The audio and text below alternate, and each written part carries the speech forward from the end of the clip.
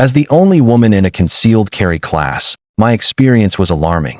I live in Florida, and with everything happening around the country and in my own community, plus the fact that I'm always out biking on trails, my wife and I decided we wanted to become responsible gun owners for self-protection. Even though you don't need a license here to carry, I never thought I'd own a gun, and I wanted real training so I'm safe, legal, and hopefully never in a situation where I'd need to use it, so I took a concealed carry class, the first of many classes I plan to take. I was the only woman in the class with 6 men, and during a Q&A with a lawyer from the U.S. Concealed Carry Association, I asked about real situations I've dealt with and what alternatives exist to avoid ever needing to draw a weapon had those situations played out differently. He talked a lot about pepper spray, de-escalation, and avoiding/escaping danger in the first place. Things most women already practice, like don't take a shortcut through a dark alley.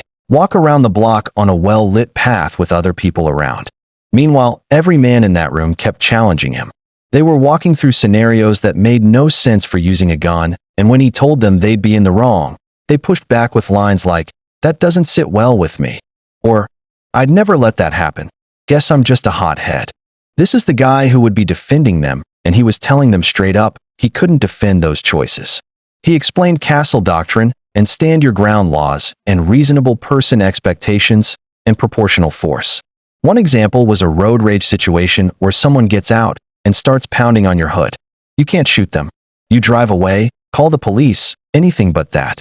You only have the right to use deadly force if they enter your vehicle.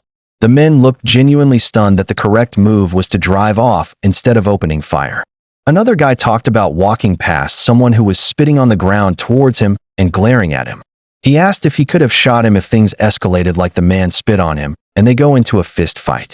The lawyer basically said, "Why on earth would you walk right up to someone who's already showing you they're a threat, instead of crossing the street or turning around to avoid it completely?" It was wild. I'm a gay woman who works from home and barely interacts with men outside of work, so sitting there listening to this was jarring.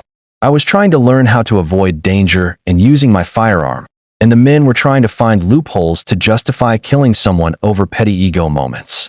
My state has over 2 million concealed carry permits issued, and you no longer have to even have a permit.